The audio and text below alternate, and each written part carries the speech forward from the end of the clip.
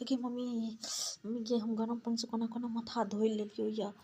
हमरा जल्दी से बेडे पर नाश्ता कनिटा दे दे हम खा लेबो अपने किछु करबो और कपड़ा छो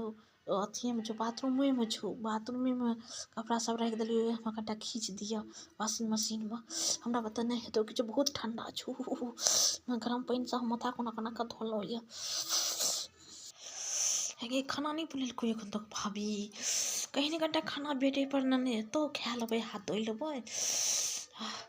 जल्दी से कहीं ना ये तो खाना हम नहीं जेबो को किचन में खाना खाई ला कहीं ना अहिना से हल्ला दही तू कत जाइ छी भाभी तो करते छै के भाभी करते जे खाना तो तू कत जाइ छी सब काज कए लेते भाभी तू छोड़ दही मने खाना नीक लागल खाई में कनिटा खाना कहीं आरो कनिटा भात दालि लेने हेतौ कनिटा खा लेब आरो खा के फिर हम सुइत रहब कए बेर खाने खायब कहीं ना हे भाभी खाना भेल भाभी हमरा दलूँ जे से आब हमर माँओ के दे दिए ना खाना खा लेबै माँ ओहिना सुइत रहतै दे दियौ जल्दी से खा लेतै कते ठंडा से देखै नहि छै अन्हार छै केना छै जल्दी से खा ले हम खा लेलहुँ हमर थारी नेने जाउ माँ के खाना नेने एबै हे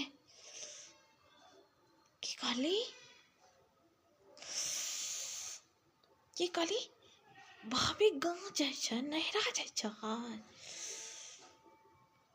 तो काज के करते एते के ठंडा में एते काज जे पड़ल रहे छै खाना पीना भोरे जे के खुएतै की हम नहीं रहब हम अपन पति के फोन कए दै छी हम अपन चलि जाइ छी हम नहीं रहब